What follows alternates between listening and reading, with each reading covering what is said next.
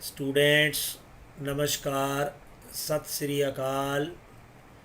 Today we will discuss a new chapter dissolution of a partnership firm यानी कि partnership firm ਦਾ ਖਾਤਮਾ। Partnership firm ਖਤਮ ਕਿਵੇਂ ਹੁੰਦੀ ਏ। ਹੁਣ ਅਸੀਂ ਪਾਰਟਨਰਸ਼ਿਪ ਫਰਮ ਨੂੰ ਬੰਦ ਕਰਨ ਜਾ ਰਹੇ ਹਾਂ। ਇਹਦੇ ਲਈ ਸਪੈਸ਼ਲ ਅਕਾਊਂਟਸ ਹਨ ਕਿ ਇਸ ਨੂੰ ਕਿਵੇਂ ਬੰਦ ਕਰਨਾ ਹੈ। Indian Partnership Act 1932 makes a distinction between dissolution of partnership and dissolution of partnership firm। ਬੇਟਾ ਜੀ ਇੱਥੇ ਦੋ ਗੱਲਾਂ ਆਈਆਂ ਨੇ, ਇੱਕ dissolution of partnership, ਇੱਕ ਪਾਰਟਨਰਸ਼ਿਪ ਨੂੰ ਖਤਮ ਕਰਨਾ, and dissolution of partnership firm ਤੇ ਪਾਰਟਨਰਸ਼ਿਪ ਫਰਮ ਨੂੰ ਖਤਮ ਕਰਨਾ। ਇਹਨਾਂ ਦੋਨਾਂ ਵਿੱਚ ਬਹੁਤ ਜ਼ਿਆਦਾ ਫਰਕ ਹੈ। Dissolution of partnership means termination of the old partnership agreement। ਇਹਦੇ ਨਾਲ ਰਿਲੇਟਡ ਅਸੀਂ ਪਿੱਛੇ 4 ਚੈਪਟਰ ਕਰ ਆਏ ਹਾਂ। ਜਦੋਂ ਆਪਾਂ ਕੀਤਾ ਸੀ change in profit sharing ratio, admission of a new partner, retirement of a new partner, death of a partner. ਤਾਂ ਬੇਟਾ ਇਹਨਾਂ ਸਾਰੇ ਕੇਸ ਦੇ ਵਿੱਚ ਜਿਹੜੀ ਫਰਮ ਏ ਉਹਨਾਂ ਦੇ ਵਿਚਕਾਰ ਜਿਹੜਾ ਐਗਰੀਮੈਂਟ ਹੁੰਦਾ ਹੈ ਪਾਰਟਨਰਸ ਦੇ ਵਿੱਚ ਉਹ ਸਿਰਫ ਖਤਮ ਹੁੰਦਾ ਹੈ। ਲੇਕਿਨ ਅਸੀਂ ਜਿਹੜਾ ਅੱਜ ਅਕਾਊਂਟ ਕਰਨਾ ਹੈ ਉਸ ਦਾ ਨਾਂ ਹੈ ਡਿਸੋਲੂਸ਼ਨ ਆਫ ਏ ਪਾਰਟਨਰਸ਼ਿਪ ਫਰਮ। ਉੱਥੇ ਸਿਰਫ ਪਾਰਟਨਰਸ ਦੇ ਵਿੱਚ ਕੀਤਾ ਸਮਝੌਤਾ ਖਤਮ ਹੁੰਦਾ ਹੈ, ਐਗਰੀਮੈਂਟ, ਬਟ ਇੱਥੇ ਫਰਮ ਨੂੰ ਹੀ ਅਸੀਂ ਖਤਮ ਕਰਨਾ ਹੈ, ਯਾਨੀ ਕਿ ਉਹਦੇ ਅਕਾਊਂਟਸ ਹੀ ਕਲੋਜ਼ ਕਰਕੇ ਉਹਨੂੰ ਅਸੀਂ ਪੂਰੀ ਤਰ੍ਹਾਂ ਨਾਲ ਬੰਦ ਕਰ ਦੇਣਾ ਹੈ। The dissolution of partnership firm means that the firm closed down its business and comes to an end। वो बिजनेस बंद कर देगी और उसका खात्मा हो जाएगा। On the dissolution of firm, the assets of the firm are sold and liabilities are paid off। ਉਸਦੇ ਜਿੰਨੇ ਵੀ ਸੰਪਤੀਆਂ ਨੇ, ਐਸੈਟਸ ਨੇ, ਉਹਨਾਂ ਨੂੰ ਵੇਚ ਦਿੱਤਾ ਜਾਂਦਾ ਹੈ। ਜਿੰਨੀਆਂ ਵੀ ਲਾਇਬਿਲਿਟੀਜ਼ ਨੇ ਉਹਨਾਂ ਨੂੰ ਪੇ ਕਰ ਦਿੱਤਾ ਜਾਂਦਾ ਹੈ। And out of the remaining amount the accounts of the partners are settled। ਫਿਰ ਵੀ ਜੇ ਪੈਸੇ ਬਚ ਜਾਣ ਤਾਂ ਜਿੰਨੇ ਪਾਰਟਨਰਸ ਦੇ ਅਕਾਊਂਟ ਨੇ ਉਹਨਾਂ ਨੂੰ ਸੈਟਲ ਕਰ ਦਿੱਤਾ ਜਾਂਦਾ ਹੈ। ਤਾਂ ਅਸੀਂ ਇਹ ਤੋਂ ਕੀ ਕਲੀਅਰ ਕੀਤਾ ਕਿ dissolution of a partner firm means firm ਨੂੰ ਪੂਰੀ ਤਰ੍ਹਾਂ ਨਾਲ ਬੰਦ ਕਰ ਦੇਣਾ, ਬਿਜ਼ਨਸ ਨੂੰ ਕਲੋਜ਼ ਕਰ ਦੇਣਾ। ਹੁਣ ਅਸੀਂ ਇਸ ਨੂੰ ਪੰਜਾਬੀ ਵਿੱਚ ਸਮਝਦੇ ਹਾਂ ਕਿ ਸਾਂਝੇਦਾਰੀ ਫਰਮ ਦਾ ਅੰਤ ਕੀ ਹੁੰਦਾ ਹੈ। ਇੰਡੀਅਨ ਪਾਰਟਨਰਸ਼ਿਪ ਐਕਟ 1932 ਦੀ ਧਾਰਾ 39 ਅਨੁਸਾਰ ਸੈਕਸ਼ਨ 39 ਕੀ ਕਹਿੰਦਾ ਹੈ ਕਿ ਫਰਮ ਦੇ ਅੰਤ ਤੋਂ ਭਾਵ ਸਾਰੇ ਸਾਂਝੇਦਾਰਾਂ ਵਿਚਕਾਰ ਸਾਂਝੇਦਾਰੀ ਦੇ ਅੰਤ ਤੋਂ ਹੈ। ਯਾਨੀ ਕਿ ਸਾਰੇ ਸਾਂਝੇਦਾਰਾਂ ਦੇ ਵਿਚਕਾਰ ਜਿਹੜਾ ਸਾਂਝੇਦਾਰੀ ਚੱਲ ਰਹੀ ਸੀ ਉਸ ਨੂੰ ਪੂਰੀ ਤਰ੍ਹਾਂ ਨਾਲ ਕਲੋਜ਼ ਕਰ ਦੇਣਾ ਹੈ, ਫਰਮ ਹੀ ਬੰਦ ਕਰ ਦੇਣੀ ਹੈ। ਇਸ ਵਿੱਚ ਸਾਰੇ ਸਾਂਝੇਦਾਰ ਫਰਮ ਦਾ ਅੰਤ ਕਰਕੇ ਸਾਰੀਆਂ ਵਪਾਰਿਕ ਗਤੀਵਿਧੀਆਂ ਬੰਦ ਕਰ ਦਿੰਦੇ ਹਨ ਅਤੇ ਬਹੀਆਂ ਨੂੰ ਵੀ ਬੰਦ ਕਰ ਦਿੱਤਾ ਜਾਂਦਾ ਹੈ। ਫਰਮ ਦੀਆਂ ਸੰਪਤੀਆਂ ਨੂੰ ਵੇਚ ਦਿੱਤਾ ਜਾਂਦਾ ਹੈ ਅਤੇ ਦੇਣਦਾਰੀਆਂ ਦਾ ਭੁਗਤਾਨ ਕਰ ਦਿੱਤਾ ਜਾਂਦਾ ਹੈ। ਇਸ ਤੋਂ ਬਾਅਦ ਬਚੀ ਰਕਮ ਸਾਂਝੇਦਾਰਾਂ ਵਿੱਚ ਵੰਡ ਦਿੱਤੀ ਜਾਂਦੀ ਹੈ। ਇਹ ਤਾਂ ਸੀ ਪਿਆਰੇ ਵਿਦਿਆਰਥੀਓ ਮੀਨਿੰਗ ਆਫ ਸਾਂਝੇਦਾਰੀ ਫਰਮ ਦਾ, ਯਾਨੀ ਕਿ ਅੰਤ ਦਾ ਕੀ ਮੀਨਿੰਗ ਹੈ ਉਹ ਅਸੀਂ ਬੜੀ ਚੰਗੀ ਤਰ੍ਹਾਂ ਨਾਲ ਪੜ੍ਹ ਲਿਆ ਹੈ। ਇਸ ਤੋਂ ਅੱਗੇ modes of dissolution of partnership firm. Partnership ਜਿਹੜੀ ਫਰਮ ਹੈ ਉਹਨੂੰ ਖਤਮ ਕਰਨ ਦੇ ਕਿਹੜੇ ਕਿਹੜੇ ਤਰੀਕੇ ਹਨ। ਸਭ ਤੋਂ ਪਹਿਲਾਂ ਇਹ ਪਾਰਟ ਹੈ without the intervention of the court. Court ਦੇ ਦਖਲ ਤੋਂ ਬਿਨਾਂ, ਕੋਰਟ ਕਿਸੇ ਤਰ੍ਹਾਂ ਦਾ ਕੋਈ ਇੰਟਰਵੈਂਸ਼ਨ ਨਹੀਂ ਕਰ ਰਹੀ, ਕੋਈ ਉਹਦੀ ਦਖਲ ਅੰਦਾਜ਼ੀ ਨਹੀਂ। ਸਭ ਤੋਂ ਪਹਿਲਾ ਹੈ ਬਾਈ ਮਿਊਚੁਅਲ ਐਗਰੀਮੈਂਟ। ਸਾਡਾ ਇੰਡੀਅਨ ਪਾਰਟਨਰਸ਼ਿਪ ਐਕਟ 1932 ਦਾ ਸੈਕਸ਼ਨ 40 ਇਹ ਕਹਿੰਦਾ ਹੈ ਕਿ ਜਿਹੜੇ ਪਾਰਟਨਰਸ ਨੇ ਉਹ ਕੀ ਕਰਨਗੇ ਜੀ, ਆਪਸੀ ਸਹਿਮਤੀ ਨਾਲ, ਮਿਊਚੁਅਲ ਨਾਲ। Partnership firm may be dissolved when all partners are agree for its dissolution. ਜਦੋਂ ਸਾਰੇ ਸਹਿਮਤ ਹੋ ਗਏ ਤਾਂ ਅਸੀਂ ਬਾਈ ਮਿਊਚੁਅਲ ਐਗਰੀਮੈਂਟ ਅੰਡਰਸਟੈਂਡਿੰਗ ਨਾਲ ਅਸੀਂ ਸੈਕਸ਼ਨ 40 ਦੇ ਅੰਡਰ ਉਸ ਨੂੰ ਖਤਮ ਕਰ ਸਕਦੇ ਹਾਂ। ਲੇਕਿਨ ਨੰਬਰ 2 ਕੀ ਕਹਿੰਦਾ ਹੈ, ਕੰਪਲਸਰੀ ਡਿਸੋਲੂਸ਼ਨ ਅੰਡਰ ਸੈਕਸ਼ਨ 41। ਬੇਟਾ ਜੀ ਸੈਕਸ਼ਨ ਬੜੇ ਇੰਪੋਰਟੈਂਟ ਨੇ। 39 ਰਾਹੀਂ ਅਸੀਂ ਡਿਫਾਈਨਡ ਕੀਤਾ, 40 ਰਾਹੀਂ ਮਿਊਚੁਅਲ ਐਗਰੀਮੈਂਟ, 41 ਸੈਕਸ਼ਨ ਰਾਹੀਂ compulsory dissolution. Under section 41 firm is compulsorily dissolved in the case, a case की है if when all or all but one partner of the firm become insolvent। ਕੀ ਕਹਿੰਦਾ ਹੈ ਕਿ ਜੇ ਉਹਨਾਂ ਵਿੱਚੋਂ ਸਾਰੇ ਜਾਂ ਇੱਕ ਨੂੰ ਛੱਡ ਕੇ ਬਾਕੀ ਸਾਰੇ ਪਾਰਟਨਰਸ ਕੀ ਹੋ ਜਾਣ, ਦਿਵਾਲੀਆ ਹੋ ਜੇ, ਇਨਸੋਲਵੈਂਟ ਹੋ ਜੇ, ਫਰਮ ਫੇਲ ਹੋ ਜੇ, ਭਾਵ ਉਹ ਪਾਰਟਨਰ ਇਨਸੋਲਵੈਂਟ ਹੋ ਜਾਣ, ਤਾਂ ਫਰਮ ਕੰਪਲਸਰੀ डिसोल्यूशन हो जाती है। Part B when business of the firm becomes unlawful. जिस मकसद ਲਈ ਅਸੀਂ ਬਿਜ਼ਨਸ ਬਣਾਇਆ ਸੀ ਅਸੀਂ ਗੈਰ ਕਾਨੂੰਨੀ ਕੰਮ ਕਰਨ ਲੱਗ ਪਏ। ਗੈਰ ਕਾਨੂੰਨੀ ਕੰਮ ਕੀ ਕਰਨ ਲੱਗ ਪਏ ਕਿ ਅਸੀਂ ਕਿਸੇ ਤਰ੍ਹਾਂ ਦਾ ਕੋਈ ਨਸ਼ਾ ਵੇਚਣ ਲੱਗ ਪਏ ਜਾਂ ਕਿਸੇ ਤਰ੍ਹਾਂ ਦਾ ਕੋਈ ਹੋਰ ਜਿਸ ਨੂੰ ਸਾਡਾ ਕਾਨੂੰਨ ਇਜਾਜ਼ਤ ਨਹੀਂ ਦਿੰਦਾ, ਅਸੀਂ ਗੈਰ ਕਾਨੂੰਨੀ ਕੰਮ ਕਰਨ ਲੱਗ ਪਏ, ਤਾਂ ਉੱਥੇ ਵੀ ਜਿਹੜੀ ਕੰਪਲਸਰੀ ਹੋ ਜਾਂਦੀ ਸੈਕਸ਼ਨ 40 ਦੇ ਅੰਡਰ ਫਰਮ ਦਾ ਖਾਤਮਾ ਕਰਨਾ ਜ਼ਰੂਰੀ ਹੋ ਜਾਂਦਾ ਹੈ। ਨੰਬਰ 3 ਹੈ ਜੀ ਇਨ ਦੇ under on happening of N event.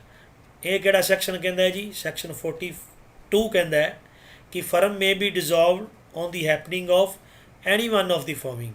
ਇਹਨਾਂ ਵਿੱਚੋਂ ਕੋਈ ਘਟਨਾ, ਇੱਕ ਇਵੈਂਟ ਘਟਨਾ ਵਾਪਰ ਜੇ ਤਾਂ ਫਰਮ ਡਿਜ਼ੋਲਵ ਹੋ ਜਾਂਦੀ ਹੈ। Number 1 on the solvency of a partner, partner ਦੇ ਦਿਵਾਲੀਆ ਹੋਣ 'ਤੇ, ਬੈਂਕ ਕਰਪਟ ਹੋਣ 'ਤੇ। Number 2 on the death of a partner, ਕਿਸੇ ਪਾਰਟਨਰ ਦੀ ਮੌਤ ਹੋ ਜਾਣ 'ਤੇ।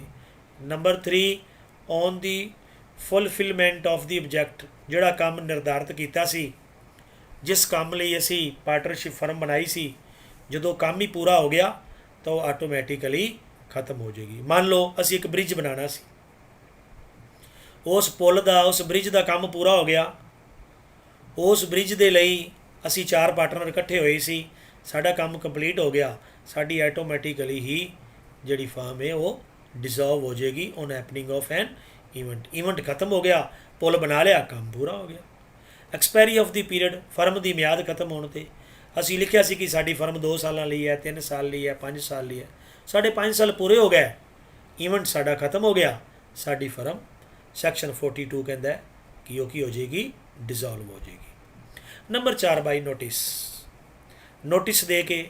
ਨੋਟਿਸ ਦੇ ਅੰਡਰ ਸੈਕਸ਼ਨ ਕਿਹੜਾ ਕਹਿੰਦਾ ਜੀ? 43। ਬੇਟਾ ਜੀ ਸੈਕਸ਼ਨ ਨਹੀਂ ਭੁੱਲਣੇ, ਇੱਕ ਇੱਕ ਨੰਬਰ ਦੇ ਬੜੇ ਇੰਪੋਰਟੈਂਟ ਨੇ ਤੁਹਾਡੇ ਲਈ। ਅੰਡਰ ਸੈਕਸ਼ਨ 43 ਕਹਿੰਦਾ when the duration of partnership firm is not fixed and it's at will any partner by giving notice to other partners can dissolve the firm. ਕੋਈ ਵੀ ਇੱਕ ਪਾਰਟਨਰ ਨੋਟਿਸ ਦੇ ਕੇ ਫਰਮ ਨੂੰ ਖਤਮ ਕਰ ਸਕਦਾ ਹੈ ਜੀ। ਨੈਕਸਟ ਹੈ ਸਾਡੇ ਕੋਲ B part, by order of the court. ਪਹਿਲਾਂ ਕੋਰਟ ਦੇ ਬਿਨਾਂ ਦਖਲਅੰਦਾਜ਼ੀ ਤੋਂ ਸੀ, ਹੁਣ ਕੋਰਟ ਦੇ ਆਰਡਰ ਰਾਹੀਂ ਵੀ ਕਿਵੇਂ ਫਰਮ ਨੂੰ ਬੰਦ ਕੀਤਾ ਜਾ ਸਕਦਾ ਹੈ। ਇਹਦੇ ਲਈ ਹੈ ਪਿਆਰੇ ਵਿਦਿਆਰਥੀਓ ਸੈਕਸ਼ਨ 44। 44 ਸੈਕਸ਼ਨ ਕਹਿੰਦਾ ਹੈ the court may order the dissolution of partnership firm under the following circumstances. ਹੇਠ ਲਿਖੇ ਹਾਲਾਤਾਂ ਦੇ ਵਿੱਚ। Number 1 when a partner has become of unsound mind, ਜਦੋਂ ਕੋਈ ਪਾਰਟਨਰ ਅਨਸਾਊਂਡ ਮਾਈਂਡ ਹੋ ਜਾਂਦਾ ਹੈ ਤਾਂ ਉਦੋਂ ਵੀ ਫਰਮ ਨੂੰ ਖਾਤਮਾ ਸਮਝਿਆ ਜਾਂਦਾ ਹੈ, ਬੰਦ ਸਮਝੀ ਜਾਂਦੀ ਹੈ। When a partner other than the partner filing a suit has become permanently incapable of performing his duty as a partner. ਕਿਸੇ ਤਰ੍ਹਾਂ ਦਾ ਕੋਈ ਕੇਸ ਹੋ ਗਿਆ, ਕੋਰਟ ਵਿੱਚ ਕੇਸ ਹੋ ਗਿਆ, ਉਹਦੇ ਕਰਕੇ ਵੀ ਫਰਮ ਨੂੰ ਬੰਦ ਕੀਤਾ ਜਾ ਸਕਦਾ ਹੈ। Number 3 when a partner other than the ਪੈਟਰਨ filing a suit is guilty of misconduct that may harm the partnership firm. ਜੇਕਰ ਉਸ ਦੇ ਅਗੇਂਸਟ ਕਿਸੇ ਤਰ੍ਹਾਂ ਦਾ ਕੋਈ ਕੇਸ ਹੋ ਗਿਆ ਔਰ ਉਹਦੇ ਵਿੱਚ ਉਹ ਕਸੂਰਵਾਰ ਪਾਇਆ ਗਿਆ ਮਿਸਕੰਡਕਟ ਦੇ ਕੇਸ ਦੇ ਵਿੱਚ, ਤਾਂ ਉਸ ਕੇਸ ਵਿੱਚ ਵੀ ਫਰਮ ਨੂੰ ਬੰਦ ਕੀਤਾ ਜਾ ਸਕਦਾ ਹੈ। ਨੈਕਸਟ ਕੇਸ ਹੈ ਜੀ when a partner other than the partner filing a suit wilfully or persistently commits breach of the partnership agree. ਜੇਕਰ ਕਿਸੇ ਤਰ੍ਹਾਂ ਦਾ ਉਹ ਐਗਰੀਮੈਂਟ ਹੈ, ਜੋ ਸਮਝੌਤਾ ਹੈ, ਉਸ ਨੂੰ ਤੋੜਦਾ ਹੈ ਤਾਂ ਉਸ ਕੇਸ ਦੇ ਵਿੱਚ ਵੀ ਜਿਹੜੀ ਪਾਰਟਨਰਸ਼ਿਪ ਹੈ ਕੋਰਟ ਦੇ ਆਰਡਰ ਰਾਹੀਂ ਉਸ ਨੂੰ ਬੰਦ ਕੀਤਾ ਜਾ ਸਕਦਾ ਹੈ, ਉਸ ਦਾ ਖਾਤਮਾ ਕੀਤਾ ਜਾ ਸਕਦਾ ਹੈ। when a partner other than the partner filing a suit has transferred the whole of his interest in the firm to a third party, ਮੰਨ ਲਓ ਆਦੇ ਸਾਰੇ ਇੰਟਰਸਟ ਜਿੰਨੇ ਵੀ ਨੇ ਕਿਸੇ ਤੀਜੇ ਬੰਦੇ ਨੂੰ ਟਰਾਂਸਫਰ ਕਰ ਦਿੰਦਾ ਹੈ ਤਾਂ ਉਸ ਕੇਸ ਦੇ ਵਿੱਚ ਵੀ ਕੋਰਟ ਦੇ ਆਰਡਰ ਦੇ ਰਾਹੀਂ ਫਰਮ ਨੂੰ ਖਾਤਮਾ ਕੀਤਾ ਜਾ ਸਕਦਾ ਹੈ, ਕਿਉਂਕਿ ਕਿਸੇ ਵੀ ਪਾਰਟਨਰ ਦੀ ਵਿਲ ਤੋਂ ਬਗੈਰ ਅਸੀਂ ਆਦੇ ਇੰਟਰਸਟ ਨੂੰ ਕਿਸੇ ਥਰਡ ਪਾਰਟੀ ਨੂੰ ਟਰਾਂਸਫਰ ਨਹੀਂ ਕਰ ਸਕਦੇ। ਇਹ ਬੇਟਾ ਜੀ ਕੁਝ ਹਾਲਾਤ ਨੇ ਜਿਨ੍ਹਾਂ ਦੇ ਅੰਡਰ ਕੋਰਟ ਰਾਹੀਂ ਫਰਮ ਨੂੰ ਖਤਮ ਕੀਤਾ ਜਾ ਸਕਦਾ ਹੈ, ਬੰਦ ਕੀਤਾ ਜਾ ਸਕਦਾ ਹੈ। ਮੈਂ ਉਮੀਦ ਕਰਦਾ ਕਿ ਤੁਸੀਂ ਇਹ ਦੋਨੋਂ ਤਰ੍ਹਾਂ ਦੇ ਜਿਹੜੇ ਹਾਲਾਤ ਨੇ ਫਰਮ ਨੂੰ ਬੰਦ ਕਰਨ ਦੀਆਂ ਕੰਡੀਸ਼ਨਸ ਨੇ ਇਹਨਾਂ ਨੂੰ ਚੰਗੀ ਤਰ੍ਹਾਂ ਸਮਝ ਗਏ ਹੋਵੋਗੇ। ਸੈਕਸ਼ਨ ਤੁਸੀਂ ਜ਼ਰੂਰ ਯਾਦ ਰੱਖਣੇ ਹਨ, ਸੈਕਸ਼ਨ ਦੇ ਰਾਹੀਂ ਹੀ ਤੁਹਾਨੂੰ ਸਾਰਾ ਕਨਸੈਪਟ ਕਲੀਅਰ ਹੋ ਪਾਏਗਾ। ਪਿਆਰੇ ਵਿਦਿਆਰਥੀਓ, ਇਸ ਤੋਂ ਨੈਕਸਟ ਟੌਪਿਕ ਹੈ difference between dissolution of partnership and dissolution of partnership firm. ਸਭ ਤੋਂ ਪਹਿਲਾਂ ਕੀ ਹੈ ਡਿਸੋਲੂਸ਼ਨ ਆਫ ਪਾਰਟਨਰਸ਼ਿਪ, ਅਸੀਂ ਬੜੀ ਵਾਰੀ ਕਰ ਚੁੱਕੇ ਹਾਂ। ਅਸੀਂ ਚੈਪਟਰ ਕੀਤਾ change in profit sharing ratio, ਅਸੀਂ ਚੈਪਟਰ ਕੀਤਾ admission of a new partner, ਅਸੀਂ ਚੈਪਟਰ ਕੀਤਾ ਉਸ ਤੋਂ ਬਾਅਦ ਰਿਟਾਇਰਮੈਂਟ ਆਫ ਏ ਪਾਰਟਨਰ, ਫਿਰ ਅਸੀਂ ਚੈਪਟਰ ਕੀਤਾ ਡੈਥ ਆਫ ਏ ਪਾਰਟਨਰ। ਸਾਰੇ ਕੇਸ ਦੇ ਵਿੱਚ ਹੀ ਡਿਸੋਲੂਸ਼ਨ ਆਫ ਪਾਰਟਨਰਸ਼ਿਪ ਹੁੰਦਾ ਹੈ। ਜਿਹੜਾ ਐਗਜ਼ਿਸਟਿੰਗ ਐਗਰੀਮੈਂਟ ਹੈ ਉਹ ਖਤਮ ਹੋ ਜਾਂਦਾ ਹੈ ਅਤੇ ਨਵਾਂ partner the firm continue its business, but firm ਦਾ ਜਿਹੜਾ ਬਿਜ਼ਨਸ ਹੈ ਉਹ ਖਤਮ ਨਹੀਂ ਹੁੰਦਾ।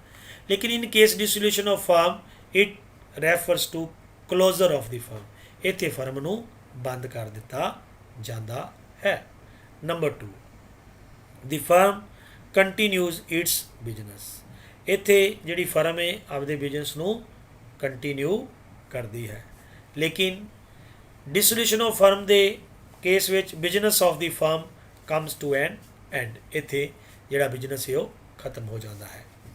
Number 3, economic relationship between the partners continue through in a changed forum, ਔਰ ਇਹਨਾਂ ਵਿੱਚ ਜਿਹੜੇ ਇਕਨੋਮਿਕ ਰਿਲੇਸ਼ਨ ਨੇ ਉਹ ਚੱਲਦੇ ਰਹਿੰਦੇ ਹਨ, ਉਹ ਬੰਦ ਨਹੀਂ ਹੁੰਦੇ।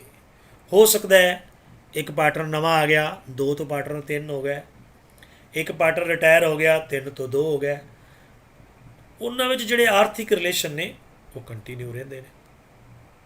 But in case of dissolution of firm economic relation between the partners come to end. ਬੇਟਾ ਜੀ ਇੱਥੇ ਆਰਥਿਕ ਰਿਲੇਸ਼ਨ ਖਤਮ ਹੋਣ ਦਾ ਕਾਰਨ ਹੈ ਕਿ ਜਦੋਂ ਫਰਮ ਹੀ ਖਤਮ ਹੋ ਗਈ ਤਾਂ ਫਿਰ ਤਾਂ ਉਹਨਾਂ ਵਿੱਚ ਕਿਸੇ ਤਰ੍ਹਾਂ ਦੀ ਇਕਨੋਮਿਕ ਰਿਲੇਸ਼ਨ ਦਾ ਸਵਾਲ ਹੀ ਨਹੀਂ ਪੈਦਾ ਹੁੰਦਾ। Do you understand? I am hopeful ਕਿ got it. Number 4, books of accounts need not to be closed, ਕਹਿੰਦਾ ਇੱਥੇ ਕਿਤਾਬਾਂ ਨੂੰ ਕਲੋਜ਼ ਕਰਨ ਦੀ ਕਿਸੇ ਤਰ੍ਹਾਂ ਦੀ ਕੋਈ ਜ਼ਰੂਰਤ ਨਹੀਂ। But in case dissolution of firm books of accounts have to be closed, ਇੱਥੇ ਜਿਹੜੀਆਂ ਬੁੱਕਸ ਨੇ ਉਹਨਾਂ ਨੂੰ ਕਲੋਜ਼ ਕਰਨਾ ਪੈਣਾ ਹੈ। Number 5, dissolution of partnership does not necessary means the dissolution of firm, ਕਹਿੰਦਾ ਇਹ ਜ਼ਰੂਰੀ ਨਹੀਂ ਕਿ dissolution of partnership does not necessary means the dissolution of firm, ਕਹਿੰਦਾ ਇਹ ਜ਼ਰੂਰੀ ਨਹੀਂ ਕਿ ਜੇ ਪਾਰਟਨਰਸ਼ਿਪ ਦਾ ਐਗਰੀਮੈਂਟ ਖਤਮ ਹੋ ਗਿਆ ਤੇ ਫਰਮ ਵੀ ਖਤਮ ਹੋ ਜਾਏਗੀ, ਇਹ ਜ਼ਰੂਰੀ ਨਹੀਂ। ਕਿੰਦੇ ਵਿੱਚ? ਡਿਸੋਲੂਸ਼ਨ ਆਫ ਪਾਰਟਨਰਸ਼ਿਪ ਵਿੱਚ। But in case dissolution of firm, dissolution of firm necessarily means the dissolution of partnership also, ਕਹਿੰਦਾ ਇਸ ਕੇਸ ਵਿੱਚ ਇਹ ਜ਼ਰੂਰੀ ਹੈ ਕਿ ਜਿਹੜੀ ਫਰਮ ਹੈ ਉਸ ਦਾ ਵੀ ਖਾਤਮਾ ਹੋਏਗਾ, ਭਾਵ ਫਰਮ ਬੰਦ ਹੋ ਜਾਏਗੀ, ਫਰਮ ਕੰਮ ਕਰਨਾ ਬੰਦ ਹੋ ਜਾਵੇਗਾ ਜਾਂ ਫਰਮ ਕੰਮ ਕਰਨਾ ਬੰਦ ਕਰ ਦੇਵੇਗੀ।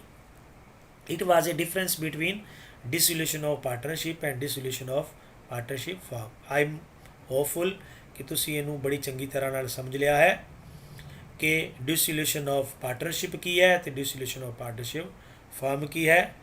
ਇਹ ਬਹੁਤ ਹੀ ਇੰਪੋਰਟੈਂਟ ਟੌਪਿਕ ਹੈ। ਮੈਂ ਉਮੀਦ ਕਰਦਾ ਕਿ ਤੁਸੀਂ ਇਸ ਨੂੰ ਚੰਗੀ ਤਰ੍ਹਾਂ ਨਾਲ ਸਮਝੋਗੇ। ਇਸ ਤੋਂ ਬਾਅਦ ਫਿਰ ਨਇਆ ਟੌਪਿਕ ਲੈ ਕੇ ਦੁਬਾਰਾ ਮਿਲਾਂਗੇ। ਤੁਸੀਂ ਮੇਰੇ ਇਸ ਲੈਕਚਰ ਨੂੰ ਦੇਖਿਆ। Thanks for watching this video. ਜੈ ਹਿੰਦ।